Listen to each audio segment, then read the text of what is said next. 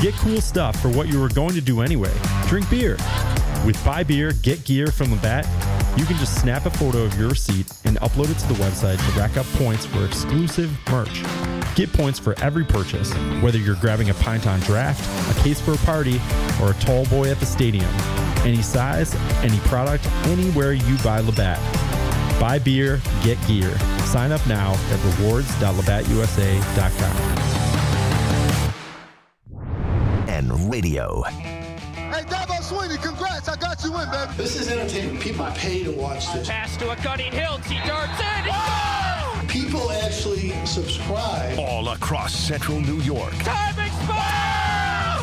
Syracuse has done it! It's Drive Time with your host, Tim Leonard. Hey, guess what? I'm getting wide,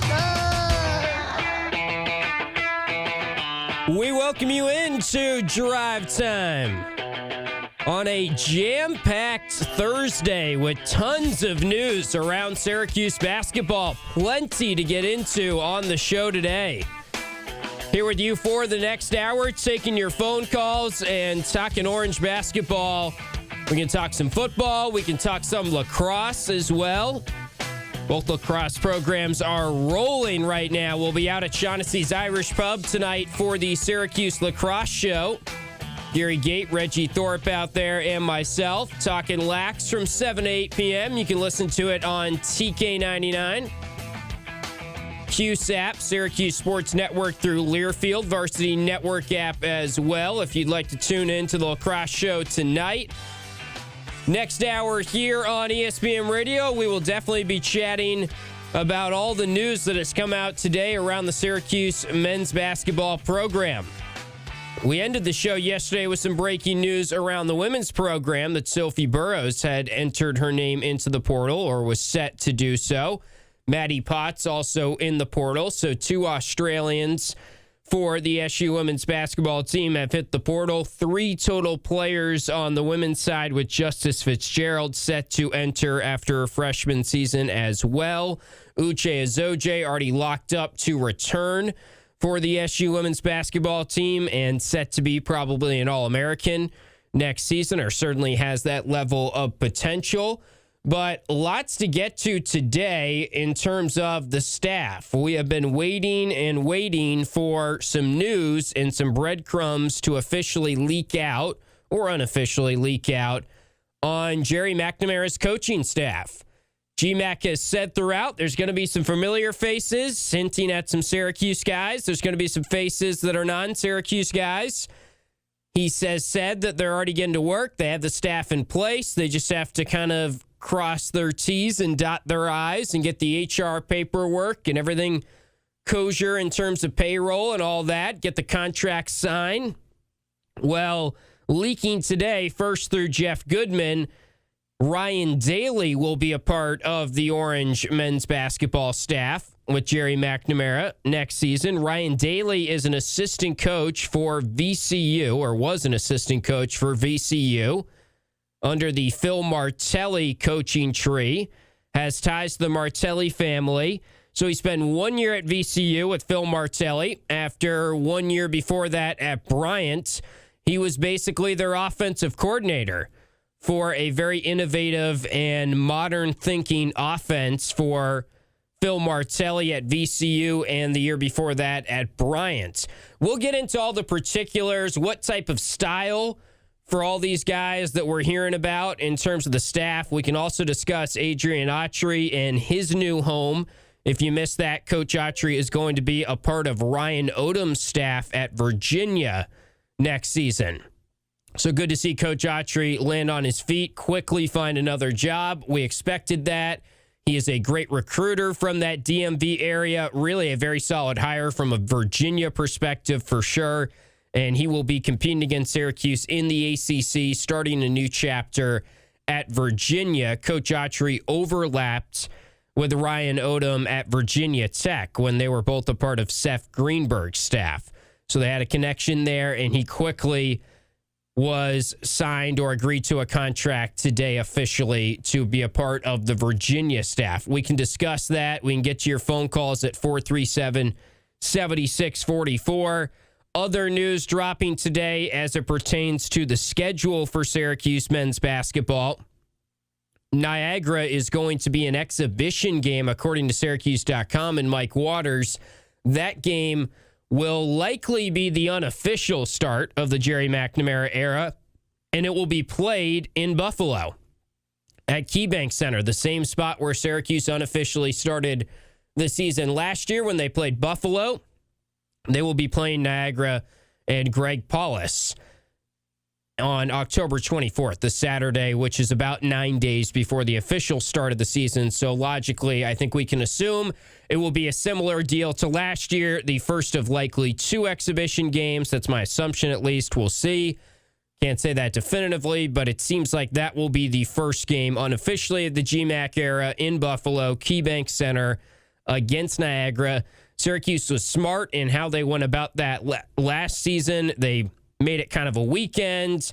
They got the team used to going on a road trip. They had a donor get-together sort of function the night before. They got exposed to some of the Western New York fan base and boosters and donors and alumni, etc., and made a whole thing of it. So maybe they will do that again this season. We'll see how that all plays out. But that's kind of the big news of the day. And I didn't even mention the other coach that is tied to Adrian Autry, to Gerry McNamara's staff now, and reports coming out that the other coach is Jamal Brunt of Penn State. He was the associate head coach at Penn State and their defensive coordinator pretty clearly. So GMAC has hired kind of an offensive guru in Ryan Daly.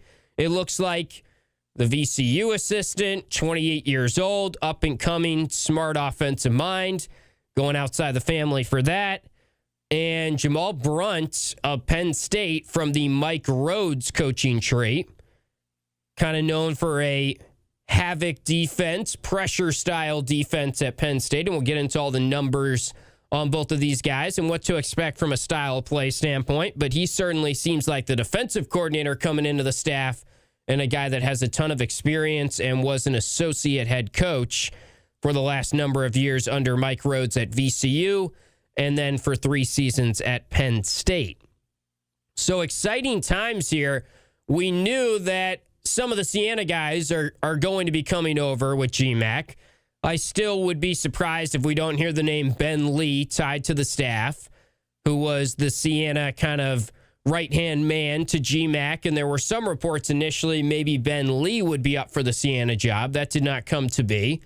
So Ben Lee, who worked under Mike Hopkins at Washington and was with Gerry for 2 years at Siena, would make sense to join the staff. I would probably count on that.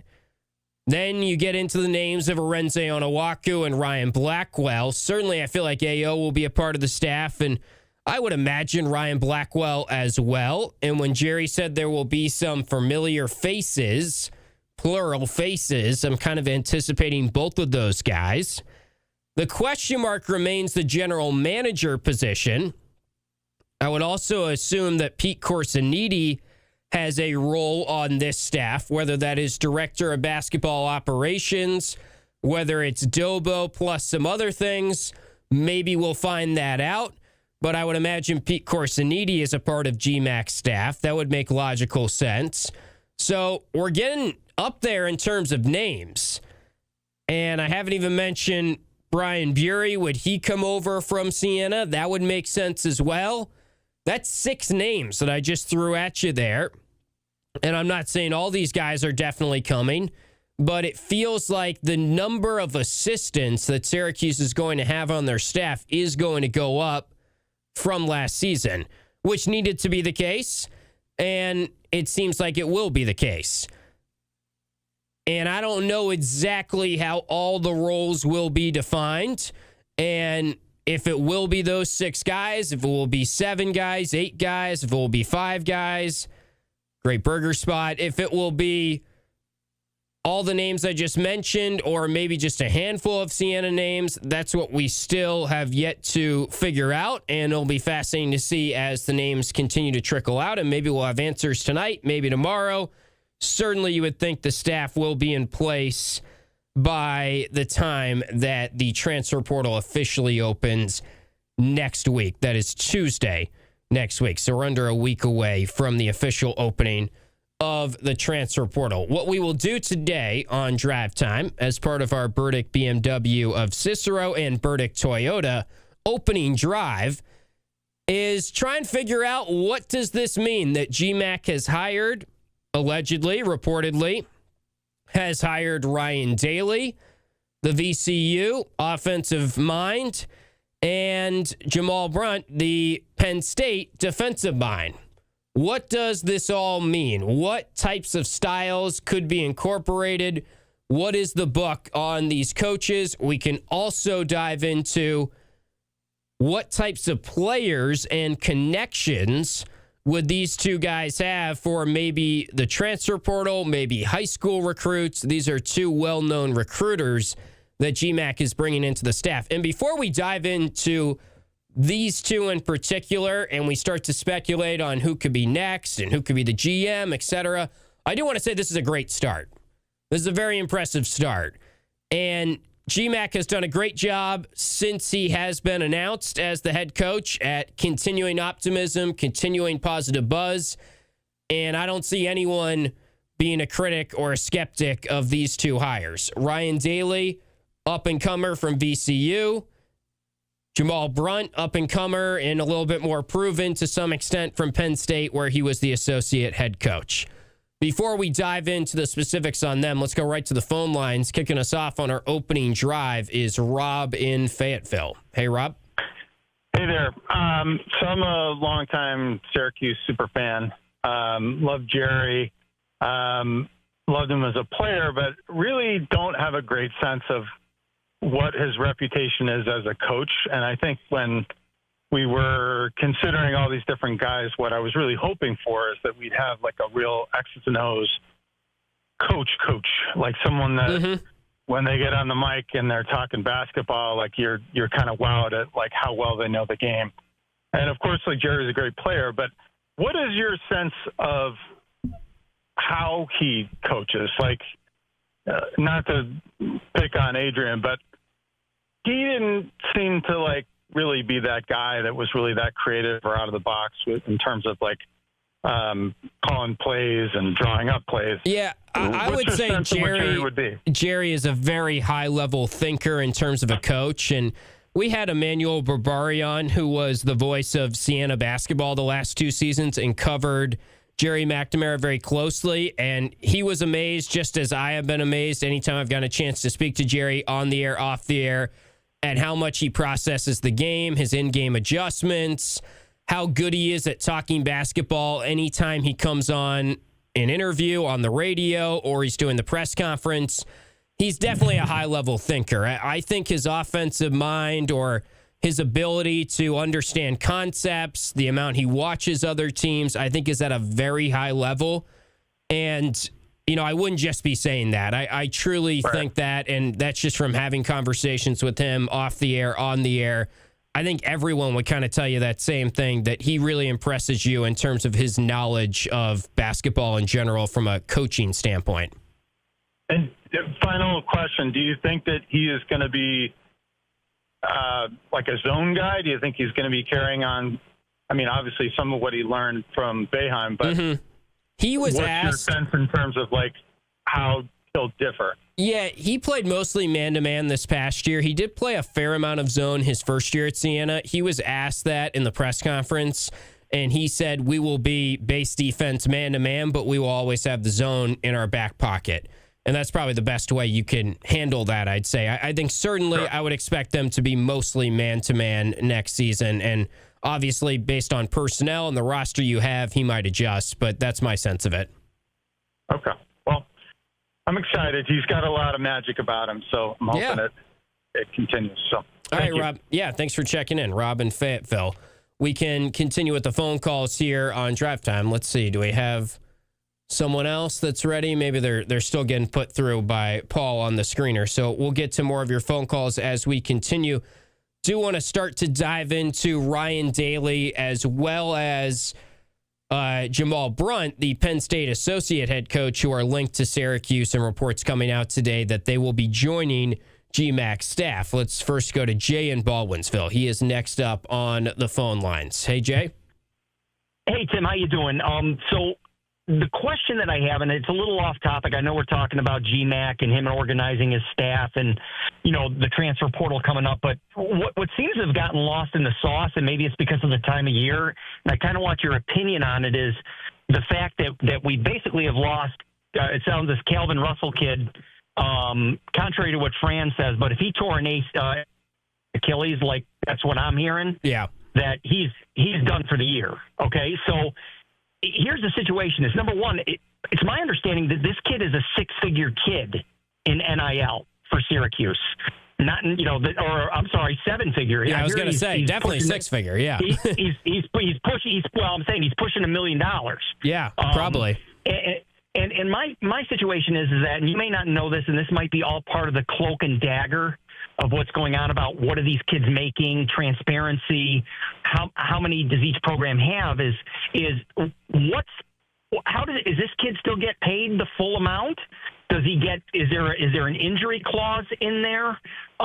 Because where I'm going with this is that this is the evilness of NIL when it comes to having programs such as Syracuse that has some pockets, but they're certainly they do not have the Alabama, the Auburn, the Texas, the Texas A&M, USC pockets of cash that they can just print money and just throw another million at another player. What's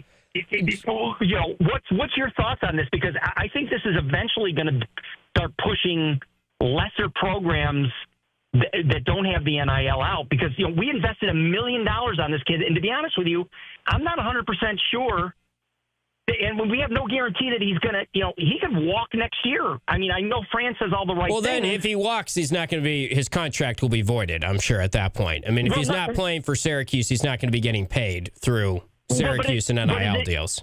Well, hold on that, Tim. Is it a 2-year contract that he signed? Is it a 4-year? Is it a 1-year deal? But these contracts, I'm sure, have stipulations that you've got to go to class, you've got to be a part of the university. I wouldn't worry about this too much, Jay, because let's just think about it real quick. Let's say that they have to pay him the entire year, or better yet, let's say that his contract did get voided because of an injury here, and some money freed up for Syracuse. What would they do with that money this year? They can't add to their roster right now. So this is something that it's not like it would benefit Syracuse if they were able to get money back from Calvin Russell. And football injuries happen all the time. So I'm sure it's pretty commonplace that these contracts just continue, right? When you say continue, what I mean by that is, Tim, I agree with you. I'm like, he's not going anywhere this year. But we're also not getting anything out of him this year other than him coming in, which is great, being a pillar to the community, being all that. But we are not getting anything on the field out of him. And then when his 1-year contract ends, who's to say that he doesn't just up and leave to another program, right? You're not suggesting that he's committed for 4 years here, are you? No, I'm not suggesting that. But I guess my point is, why are you worried about this year in the money if it's not like the money would go any, like this is just a part of it. Steve Angeli last year, we paid him all year and he couldn't play for the last handful of weeks of the season. And maybe I didn't make my point. Part of it is that I see it. What just happened here is what I feel is going to be a bigger problem down the road for programs that don't have the NIL to support. They can't keep up the financials, is what I'm saying, is that basically SU, which really has to be a lot more cautious with their dollars, now they just lost this kid. And what I'm saying is that down the road, you're going to continue to see this happen. As you said, injuries happen all the time. But at what point do some of these programs just say, listen, we got to beg out of this, or we can't keep up. This is not going to work. And what I think is it's just the evils of this whole NIL thing.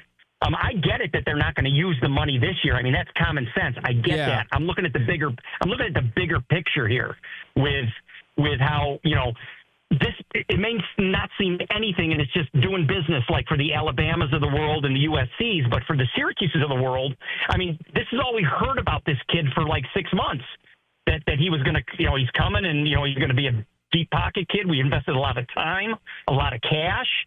And to be honest with you, he's probably a great kid, but there's no return on the investment on this. And I'm sorry to talk harshly like that about him. I see what you're saying, where Jay. we are. I guess I just don't really understand why are you worried big picture about Syracuse in particular? Isn't this just a problem for, I guess you would say that Alabama can sustain the lack of return on investment, but do you think Syracuse can? No, I understand that Syracuse is at a lower level from Alabama, but to me, like, Syracuse has a budget. They spent their roster budget this year. It's tapped out. It's not like they're losing. Like, obviously, you would like to get a lot out of Calvin Russell, but the same way that in the NBA, you spend money on James Harden or whoever, and then he's hurt for the season, and you don't get any. Like, it's just kind of a part of it, right? So I guess I don't see why you're fearful that this is a trend that's going to be bad for Syracuse. What I'm fearful is that a lot of the lot lesser programs it's going to become harder and harder to maintain this ever-ending increase in dollars that keeps going up and up and up. And that, you're talking NBA where they're printing money with everything else like that, and you're talking about the big SEC schools where football is a religion. That's my fear. I'm not concerned about this year. I'm concerned this happening again next year and the year after. And at what point can we not keep up the pace with the money? That's all I'm saying. Yeah, I hear you to some extent. I'm not totally disagreeing, and I think it's a good, healthy conversation to have. So I appreciate you checking in, Jay. No problem. Thanks a lot. Okay. Appreciate it. There's Jay in Baldwinsville. I see what he's saying, that on paper, it's like, all right, Calvin Russell, we don't know what he's making, but say it is $1 million. How can you spend $1 million on someone and he's not performing on the football field for you? But I would say Steve Angeli last year, I mean, he didn't get to perform, but you still just sign up for a contract that maybe even more next year. I mean, you kind of have to do it, right? Like, Syracuse has a roster budget. They deploy the roster budget. Some years it's going to work out where guys stay healthy. Some years it's going to be, oh man, look at all this dead money or all this money we spent on guys that didn't stay healthy. And unfortunately, those are just bad years. You shrug your shoulders and then you deploy the roster budget the next year. I mean, whatever your roster budget is, you're trying to maximize it each year. The fact that Syracuse might lose a player or two due to injury, I don't think is going to make Syracuse more reluctant to keep paying that money. I think it's just like, all right, we got a bad draw that year. Last year, there were a lot of injuries. Hopefully this year, maybe you invest more in strength and conditioning, or you make some adjustments off of a year with injuries. But I think you just keep deploying the dollars because every school is fighting this. I mean, we could go up and down the football rosters last year, and I'm sure there's tons of players that are making $1 million around the country that just didn't perform last year because of an injury in football. We do have to hit a break, then we'll get to Chuck as we continue. You're listening to Drive Time on ESPN Radio. Westwood One Cup.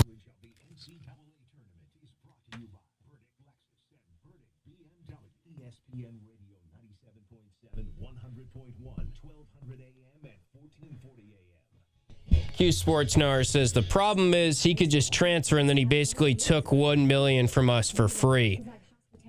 I hear you guys, but also, I mean, would you change something? Like, would you put it in his contract that he can't make money when he gets injured? I mean, that's not going to fly. So I guess I'm just looking at it from like, this is just the reality of it. And the reality is these are high-paid athletes that some years are going to get hurt, and some years it's going to be kind of a sunk cost.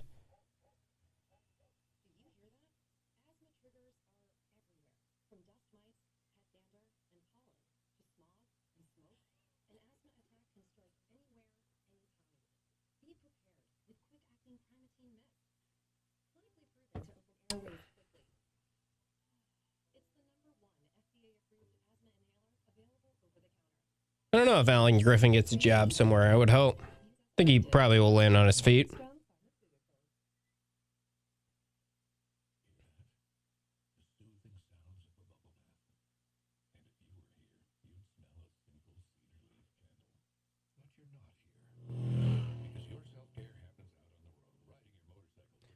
Yeah, I mean, what it's football. Injuries happen all the time. You can't really put that against Calvin Russell.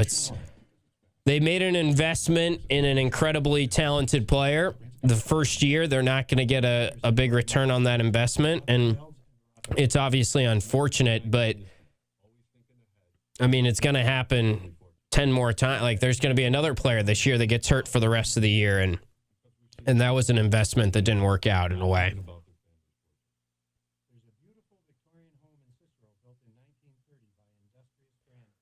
Okay, yeah, I hear you, Q Sports. No, it does suck. I see, like I said to Jay, I see why he's raising that it's annoying or it's a frustration, or when you just look at it like, oh, Calvin Russell's stealing $1 million this year. I hear you, but this is all becoming professional sports, and we don't have those conversations in professional sports, right? No one's like, man, I mean, if only Kirk Cousins didn't steal money or whoever.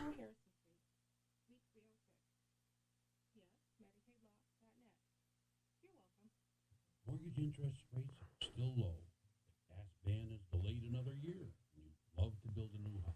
The questions are, can you? Where do you start? Hi, I'm Dave Martin from Stefan Vaux, is he Stefan from Utica? Or is it Steven? We're going to operate under the assumption he's Steven. Why have I seen that name? Is he a Providence guy? Yeah, Providence. 6'7". He at the portal, I'm assuming?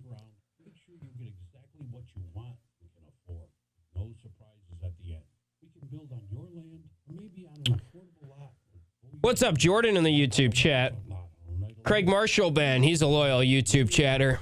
GMAC is a very advanced basketball mind. Autry does not. They should have seen that 3 years ago. Autry will be fine. At VA, he's a very good assistant. But yeah, it's all fair, Craig. I think that's a good fit for him. I mean, I don't think Autry's basketball mind is as bad as maybe the average fan thinks. I think part of the problem is Autry wasn't very good behind the podium at relaying his basketball thoughts or concepts, and GMAC is excellent at that. So that shapes our opinion. But, I mean, Adrian Autry got hired by Ryan Odom partially because of his basketball mind, too. I understand when you're saying that he fits more as an assistant coach. I'm not going to debate that.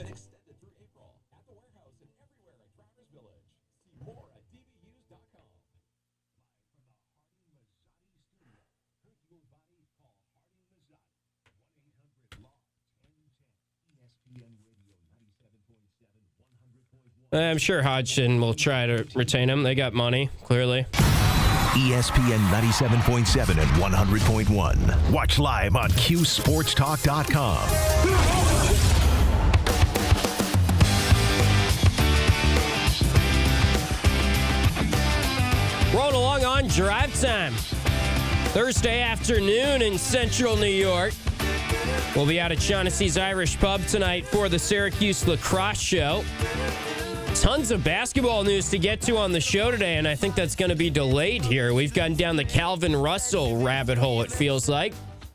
If you'd like to chime in off of Jay's phone call, or if you have thoughts on the Calvin Russell situation, feel free to call in at 437-7644. Let's go right back to the phone lines. We've got Chuck, who is next up from Bernards Bay. And Chuck, you are on Drive Time. What's up? At least you said Bernards Bay right. I just want to comment on the last caller. There are things called insurance, and since SU is full of lawyers, I think they probably got all the injury stuff under control. And I don't know what contracts are, but there's agents and there's lawyers. I don't think. Well, I don't know if he's going to get paid or not if he doesn't play. I'll leave that to you, but that's just my theory. And just get back to basketball. I'm glad that Red landed on his feet. Yep. And I wish Gerry the best of luck. All right, well said. Thanks for checking in, Chuck. Yeah, I don't know the specifics of the contract, and obviously insurance might play a factor as well. My feeling is the amount of injuries that happen in football, the amount of injuries that are happening probably to players that are making upwards of $1 million. I just don't think that Syracuse can say, hey, we want to bring in this 5-star recruit, but if you get hurt, we're going to rip the rug out from under you and not pay you anything. I mean, this is just a part of it. And I think we're focusing on, well, this is a bad thing for college sports and this is not good for Syracuse.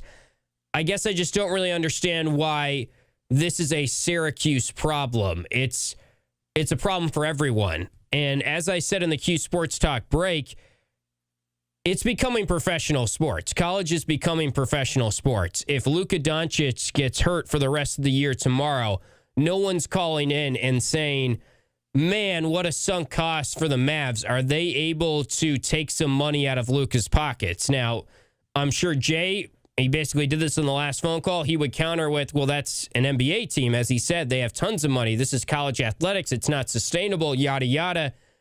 But the money they're giving these players, the contracts they're giving them, they're basically professional contracts. There was a Big Ten coach quoted today on the basketball side of things talking to Joe Tipton, who said, if you don't have $12 million in your roster budget next year, you're in trouble in the Big Ten. The money is going up and up and up, and it's basically professional sports right now. So I'm not worried necessarily about like, oh man, Syracuse has an issue. If injuries keep happening, it's just bad for the football team, of course. It's not good. And there's going to be years where we look at the end of the year and we think, wow, that was a lot of our high-priced players that got hurt this year. Same way kind of last year we thought that way about the basketball team. But that's a reality of sports. Let's go to Nick in Las Vegas. He's next up. Hey, Nick. Hey, Tim. It's been a while. How are you, my friend? How are you doing? I'm doing well. So I wanted to touch base on the Calvin thing and kind of put a different perspective on it. So in anything, in any type of business you're in, right, there's a cost of doing business. Yeah. That's all this turns out to be, right? And the return on investment, yes, you spent more hoping you're going to get more on a Calvin, but you take a player like Merriweather, for example, right? He's going to probably have an opportunity to step in and fill a void from losing Calvin, and his ROI is going to be much higher if he performs because they paid him a lot less money. Right. That's a good way to look at it. I mean, just because Calvin Russell isn't going to be performing doesn't mean that like the overall roster budget underperforms necessarily. Correct. You can't look at it as a one-player cost or return on investment, right? You have to look at it as the entire team, the entire budget, and how it performs at the end of the season. Yeah, I think that's a good point, Nick. And we'll see who steps up in the wide receiver room. You throw out Zamondre Merriweather. Fran certainly is talking highly about him. Umari Hatcher, who is back and seems to be healthier, is certainly an option in that room. And I think Tyshawn Russell's a guy that goes underlooked too as well. So I think they'll be fine. I think guys will step up. And it's not like Syracuse should have done anything differently in this situation with Calvin Russell. I mean, you sign up and you do the exact same thing if you could do it again. I mean, it's just a bad break, and that's really all this story is. It's an unfortunate situation. Hopefully he returns next year. It is, right? Yeah, it's next man up. And I don't know why, like, some people are now probably thinking, oh, Calvin's just going to walk next year and he's going to steal money from, like, no. He's probably going to come back, and I'm sure that his mindset hasn't changed. Him coming back, in my opinion. Right. I mean, who else would want it? It's not like he would get tons of suitors to, it's obviously just probably going to be the best situation for him next year to go play at Syracuse next season. I agree totally. And I think another name that has kind of flown under the radar a little bit, the kid from Florida State, Elijah Moore. Yeah. He's a big body receiver, very similar to Calvin. And, you know, he has minimal game experience at Florida State, but I think he's going to open a lot of eyes and be a name to watch this year for sure. Yeah, good points, Nick. Thanks for checking in. Good to hear from you again. It's been a little bit. Yeah, Tim. Yeah, we'll talk soon, man. All right. There's Nick in Las Vegas. Always appreciate hearing from him. And by the way, we're talking so much about the assistant coaches for GMAC, and we're all doing cartwheels right now, and we should. It's a good start to his staff, it seems like. And we spent a lot of time talking about how you need the right assistant coaches, you need the right staff. Josh Gaddis is a pretty darn good wide receiver coach, I'd say.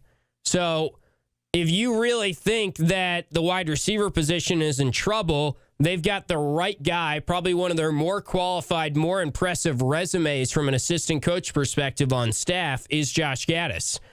And Fran Brown has gone out of his way to say, look, we got Josh Gaddis. We've got a lot of guys. Some guys are going to step up. Obviously, the coach is going to be optimistic. We'll see when the plays start happening.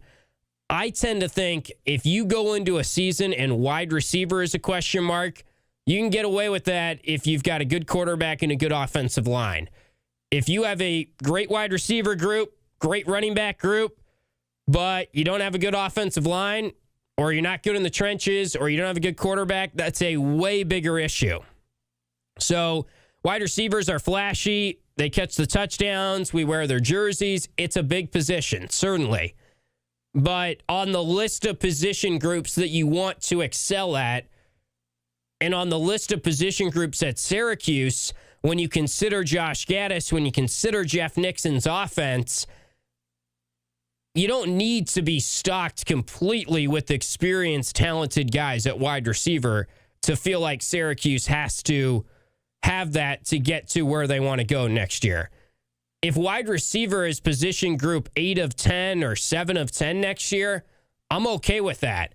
Just please block the quarterback better. Please get after the quarterback more. Please tackle better than last year. And I'm not just saying that because wide receiver has been a position group in the past that has been fine. I think that's just the reality of football. We probably overvalue running back and wide receiver. They have talent there. They have young guys. Sure, they're unproven, but they're talented and they've got a good coaching staff in place to help them. I would not worry too much. It's a shame that Calvin Russell is probably not going to play this year, and Fran Brown would yell at me and probably say, no, he's going to be back late October or early November. We'll see on that. I think it's great how Fran goes about injuries and how he keeps guys locked in. And we saw Marlo Wax return earlier than I would have guessed. And it seems like Steve Angeli's recovery is going great. So I'm not going to step on Fran's toes or minimize his timeline because I think he does that for a reason. And I applaud him for the way that he keeps his players engaged when they are injured. But let's just see how it plays out. It's a bummer with Calvin Russell, but I think the wide receiver position group is going to be fine. We'll talk about the new assistant coaches for Gerry McNamara, their style of play, what they're known for, what the analytics say about them as we return on Drive Time. This is our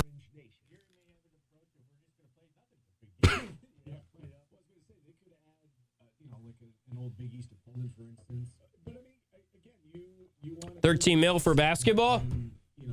Be a lot of NIL if they're going 4.5 in rev share. That would be a lot of NIL. I mean, they were at 2.5 a couple years ago. It's a lot better, certainly, but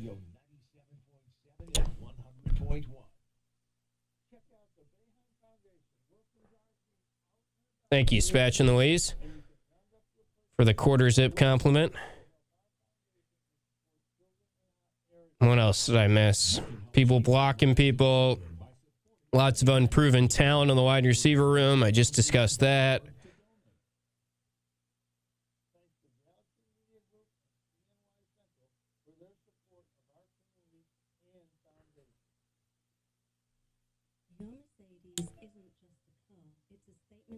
I can't for the life of me spell Sienna right. That's concerning. That's a pretty easy thing to spell. What's going on in the YouTube chat?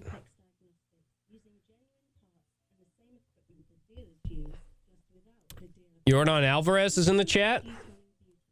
I see what you did there. Paul, Jordan Capozzi. If you or I got hurt at work, do they not pay you if you are salaried? Yeah, I mean, people probably are a little bit jealous that Calvin Russell is just going to rehab this year and make all that money, but that's how the world works, kind of.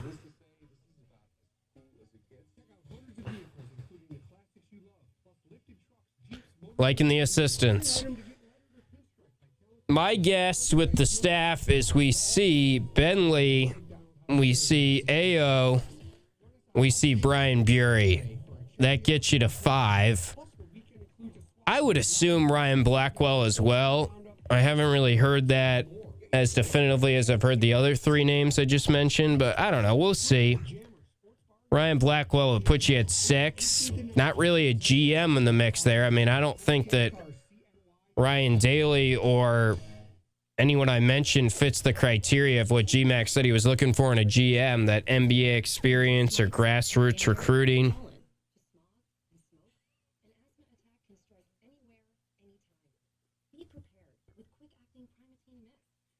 It's a strong start to the staff, though, yes.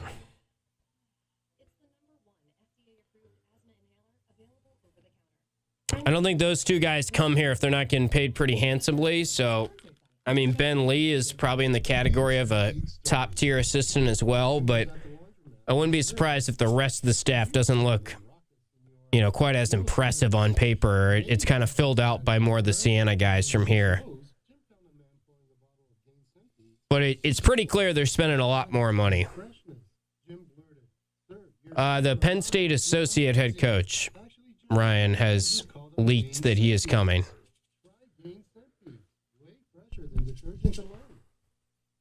Reports are out there about one Jamal Brunt.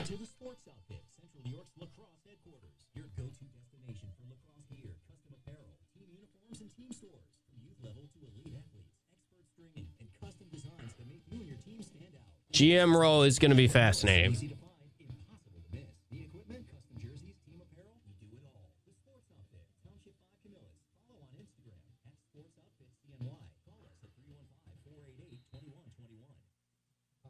I don't know about Hop. I don't really have a feeling one way or the other there. I understand why some of you are claiming it makes sense that you might think GMAC has been talking about him. I don't really think that makes a ton of sense for Hop, but maybe they're going to pay him handsomely to be in that position. I would put those odds, I think I said in pick a percent, I would put it like 30% or lower. I don't really have a feel one way or the other, but I'm not convinced that Hop is going to be the GM. I think that would surprise me, if anything.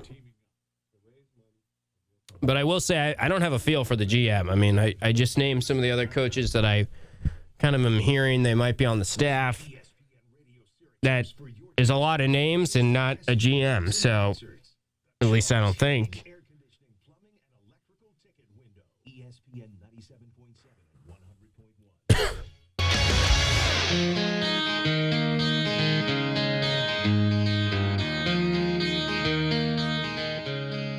Welcome back into Drive Time.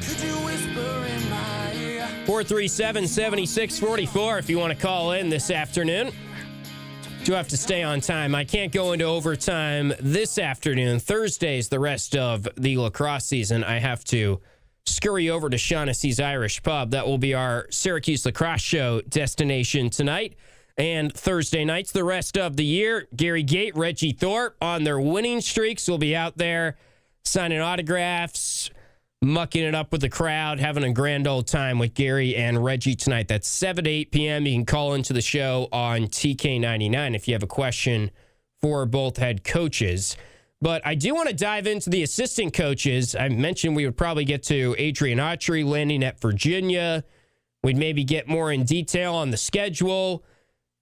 We've talked some in the Q Sports Talk breaks and in the chat about who could also fill out this staff. A lot of you have questions about the general manager position. No real feel on that right now, but certainly it feels like this staff is coming together, and I'm guessing we're going to hear Siena names the rest of the way, or Siena/Syracuse names in some instances, and we'll see how it shakes out. As for the two that dropped today, Ryan Daly reportedly joining GMAC staff from VCU, according to Jeff Goodman. What do we need to know about him? Ryan Daly is an offensive mind, an offensive guru. Up-and-coming offense. He was an assistant for Phil Martelli at Bryan and VCU. Up-and-coming offensive mind. Phil Martelli's teams at Bryan in the final year and VCU this year have made it to the tourney in back-to-back years. VCU beat UNC in the first round of the NCAA tournament.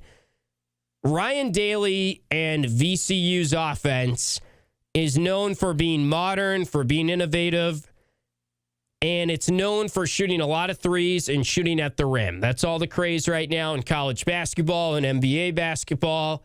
It's not really that cutting edge to say, hey, I want my guys to shoot threes and score at the rim and avoid the mid-range. We talked about how GMAC, based on the player personnel he had at Siena this past year, they ranked pretty high and pretty up there in terms of the percentile and the efficiency metrics in mid-range scoring.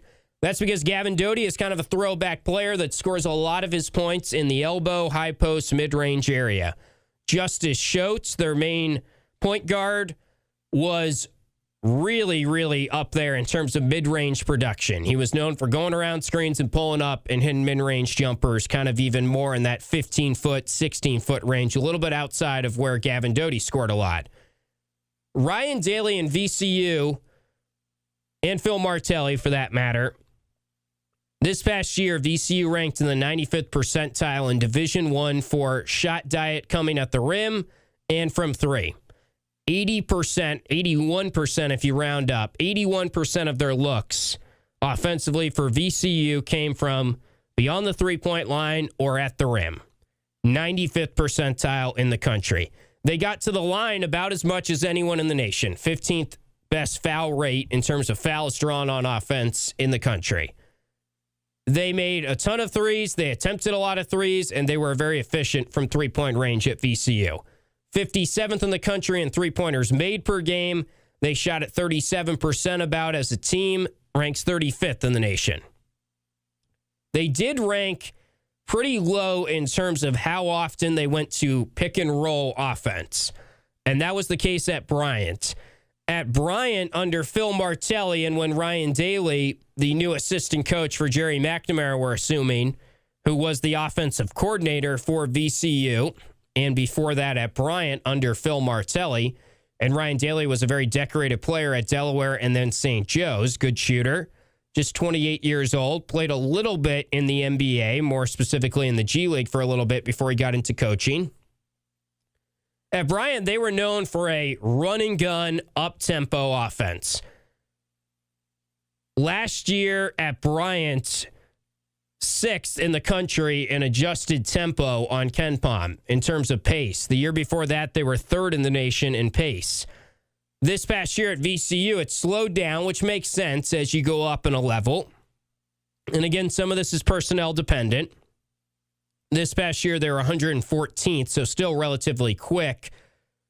Out of the 365 teams in the country, they played at the 114th fastest pace this year, according to KenPom. So this is an offense that fits with a lot of what is trendy around basketball right now. Threes and at the rim, up-tempo, good amount of spacing, good amount of shooters, attempting a lot of threes, trying to get as good a spacing as possible, getting to the line a fair amount. One thing that's a little bit abnormal is they don't run a ton of pick and roll. It's more of a read and react offense is how I would classify it. So that is VCU's offense. Will that be exactly what Syracuse's offense turns into? Probably not. It's going to be a mix of Gerry McNamara and Ryan Daly and the other assistant coaches. But Ryan Daly, I would have to imagine, is brought in to be the offensive guy. That's his background, and that's what the offense has been at VCU and at Bryant under Phil Martelli and Ryan Daly. How about Penn State and what they were known for defensively? Jamal Brunt is joining the Syracuse staff, according to reports. He was the associate head coach and the defensive coordinator for Mike Rhodes at VCU for 5 years and then Penn State for 3 years. He played for Mike Rhodes. Mike Rhodes has an impressive coaching tree. He's well thought of for a havoc, pressure-heavy type of defense. Mike Rhodes comes from the Shaka Smart coaching tree at VCU. Remember when Shaka Smart and VCU went to the Final Four? They got up on you, they pressed you. Shaka Smart, now the coach at Marquette. Before that, Texas, has had kind of mixed reviews on how well his defense translated when it went up in competition from VCU to the Power Conference. Mike Rhodes had VCU's defense completely humming. Ace Baldwin was with him for like 10 years in a row, went from VCU to Penn State with him, had an injury, and he was just one of those college players that was always tied to Mike Rhodes and seemingly was in college for 10 years. And he was right up there in terms of Defensive Player of the Year awards year in and year out. He won the Big Ten Defensive Player of the Year under Mike Rhoades. He won 2 Atlantic 10 Defensive Player of the Year awards.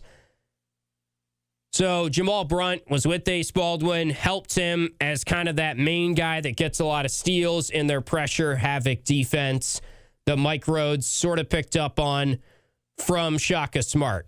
The question with that type of defense is often, is that better utilized at the mid-major or the A-10 or the Conference USA or levels like that compared to Big Ten, ACC, Big East for Marquette, Big 12 for Texas, etc. We'll see. I will say the first couple years, Penn State's defense graded pretty well under Mike Rhoades and Jamal Brunt, who, again, Jamal Brunt, the defensive coordinator, is joining Syracuse. Here are the just full KenPom defensive ranks under Jamal Brunt / Mike Rhoades since 2018, since he joined the VCU staff with Mike Rhoades. 2018, 146 in the country in defensive efficiency. Then the final 5 years at VCU inside the top 50 every year in defensive efficiency. 7th, 45th, 14th, 7th, 15th. They were most of the time a top 15 defense. 4 of the last 5 years, top 15. The other year, 45th in 2020 in defensive efficiency on KenPom, running this style of defense. They go to Penn State, where Brunt follows him, stays the defensive coordinator. Mike Rhoades is the head coach at Penn State, just wrapped up his 3rd year. 81st in defensive efficiency in his first year, 69th last year, and then this past year it cratered. 230th in defensive efficiency for Penn State this past year. They really struggled in Big Ten play. They gave up a gazillion threes per game. And keep in mind, Penn State did not have a very talented roster this past year. Maybe they had talent, but it was really young. 10th youngest roster in the country. They were 363rd in the nation in three-point defense from a field goal percentage perspective. 363 out of 365 teams in effective field goal defense. Mike Rhoades is not going to get fired after his first 3 years because he signed a 7-year deal. But it's fair to say his seat was getting warm. He does still have 4 years left on his contract. He's got a pretty healthy buyout.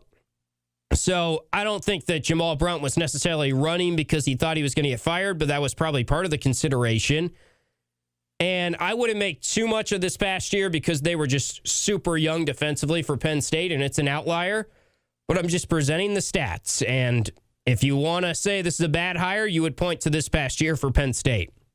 If you want to say it's a good hire, you would point to VCU. If you want to say it's a bad hire, you would probably say, well, how well is a full-court pressure-style defense, which they played more half-court pressure this past year, kind of dialed it back.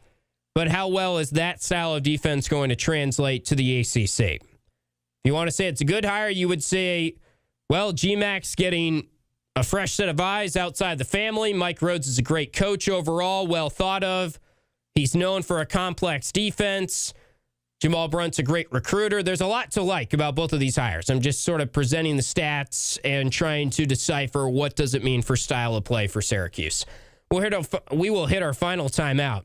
And when we come back, I'll wrap up the show and get us set for the lacrosse show tonight, 7 to 8 p.m. on TK99. You're listening to Drive Time.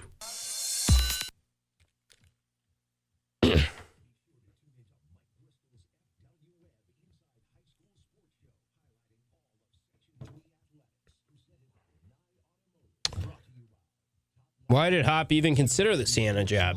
He probably wants to be a head coach again. Probably wants to be back in college, maybe.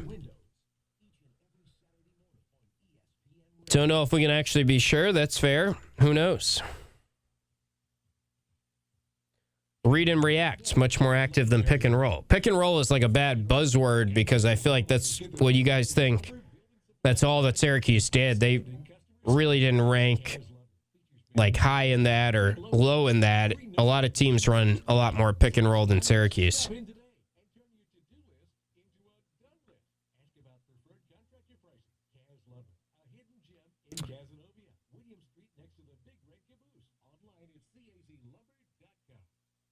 Greetings from Memphis. What's down in Memphis, Super Cat?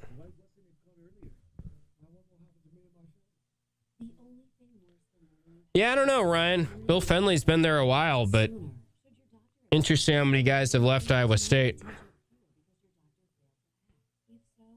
How many players?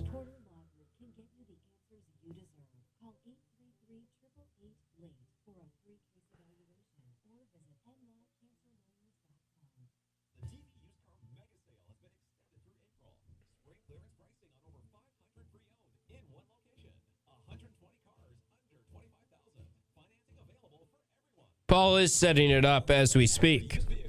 But I've still got to get out there and get ready for it and do my own setting up. Paulie is there right now, though.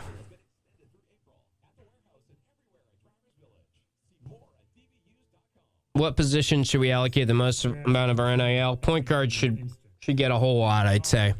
There's a lot of good guards, lead guard, whatever you want to call it. Go get a combo guard. Go get someone that can bring the ball up the floor and score a whole lot of points and shoot from the outside. They need that. We didn't really get into, like, who could the players be, and probably don't have time for that. But, I mean, Dylan Mingo is a name that's going to get talked about, I'm sure, just because of his brother being at Penn State. Could they come to Syracuse as a package deal? They were teammates in high school with Kyan at Long Island Lutheran. He's reconsidering his UNC commitment, it seems like. Top 10 player in the class.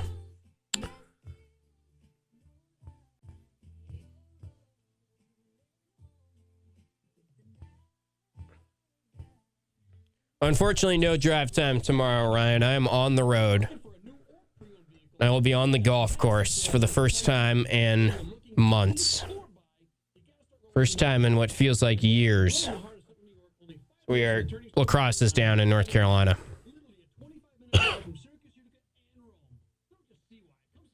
Diawara in the portal? Oh, no. It's over.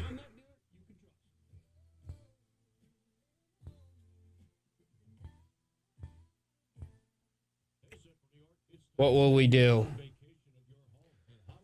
Sheffing seemed like a nice guy, good contribution this year, but that's not a huge loss, I wouldn't think.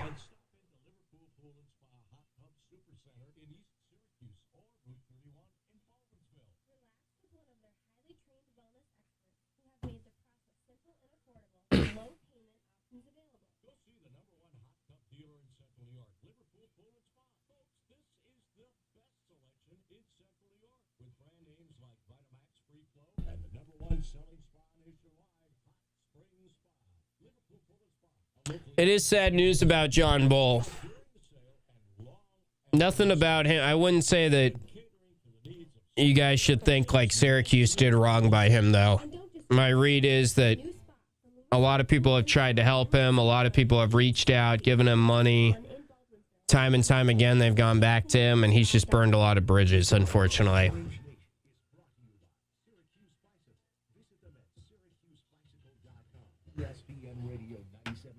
Oh, nice, Jen. You're coming?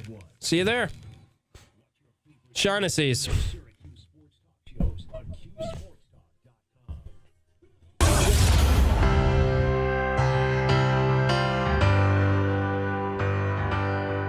Final segment on Drive Time before we bid you adieu for the week, actually. I'm on the road tomorrow with SU Lacrosse. It's a full lacrosse weekend down in my hometown, my former roots of the Raleigh-Durham area and Chapel Hill area, the Research Triangle area. Men's lacrosse is playing UNC at 2 p.m. on Saturday on the road. That's a huge game. UNC number 1 in the RPI. Cuse men's lacrosse right now number 2 in the RPI. They've won 6 in a row. Tar Heels have lost 1 game to Princeton. The Orange have lost 2 games. One of them came to Princeton. UNC has actually not even one of, they have the best face-off guy in the country, and a guy in Brady Wambach who's so good at the face-off position that he might even find his way on the Tewaaraton list by the end of the year. He is winning 72% of his face-offs to this point. He's the same age, same class as John Mullen. That will be a big duel on Saturday, 2 p.m. down in Chapel Hill, Dorrance Field for that one. Women's lacrosse team is going to fly down with the men's team. Same flight, fly back as well, because they play at 4 p.m. down the road in Durham at number 18 Duke. And the women's lacrosse team has won 10 games in a row. They don't win a whole lot of draw controls. That's maybe their one weakness. Outside of that, they have been rolling, and they are a joy to watch. Their defense is outstanding. And Reggie Thorpe seems to be a great hire for Syracuse women's lacrosse to this point. 10-3 on the season. They're number 3 in RPI. Men's lacrosse team number 2 in RPI. We'll chat more SU lacrosse with Gary Gate and Reggie Thorpe at Shaughnessy's Irish Pub. That's 7 to 8 p.m. on TK99. Thanks to all of you for listening to Drive Time, for watching us on QSportsTalk.com. And we will talk to you next week with probably more news on GMAC staff. Until then, take care. This is